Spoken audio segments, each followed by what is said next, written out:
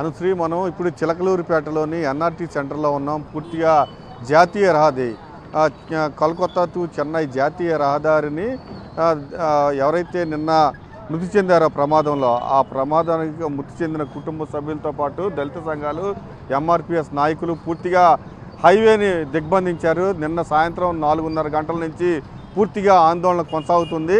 రాత్రల్లా రోడ్డుపైనే పడుకున్నారు, బైఠాయించారు, ఆందోళన చేస్తున్నారు, పూర్తిగా రోడ్డును బ్లాక్ చేస్తున్నారు. ఇంకా ఆందోళన కొనసాగుతూనే ఉంది. ఖచ్చితంగా ఎవరైతే మృతి చెందారో ప్రమాదంలో ఆ 7 కుటుంబాలకు ఖచ్చితంగా న్యాయం చేయాలని డిమాండ్ చేస్తున్నారు. మనతో ఎంఆర్పిఎస్ నాయకులు ఉన్నారు. రాత్రి ఖచ్చితంగా కొంతమంది ఆర్డీఓతో పాటు డిఎస్పీ కూడా వచ్చి చర్చించారు. కానీ ఎమ్మెల్యే రావాలి, ఎమ్మెల్యే కానీ కలెక్టర్ కానీ వచ్చి తమకు స్పష్టమైన హామీ ఇవ్వాలని డిమాండ్ చేస్తున్నారు. మనతో ఎంఆర్పిఎస్ నాయకులు ఉన్నారు. అని అడిగేస్తున్నాం, ఏంటి పరిస్థితి?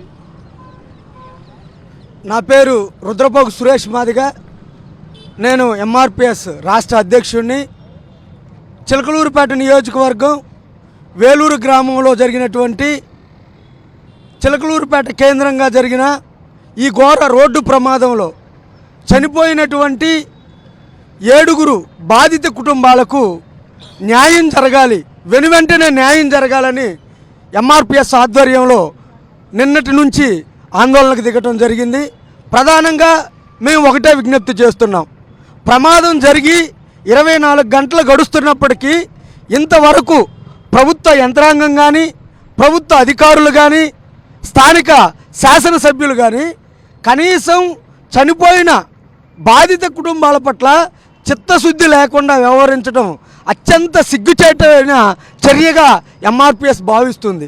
ఎందుకంటే గడిచిపోయి 24 గంటల్లో బాధితులు చనిపోయి 24 గంటలు అవుతున్నా కేవలం సానుభూతి చూపించడానికో, పరామర్శించడం కోసమో, దిగ్భ్రాంతి వ్యక్తం చేయడం కోసమో, ప్రకటనలు ఇచ్చుకోవడం కోసమే రాష్ట్ర ప్రభుత్వాలు కానీ, స్థానిక శాసనసభ్యులు కానీ, అధికారులు కానీ పడిగాపులు కాసి ప్రకటనలు ఇచ్చుకొని కంటి తుడుపు చర్యగా చూస్తున్నారే తప్పితే బాధితులు పడుతున్న ఆవేదనని అర్థం చేసుకోవడంలో తీవ్ర నిర్లక్ష్యాన్ని వ్యక్తం చేస్తున్నారు.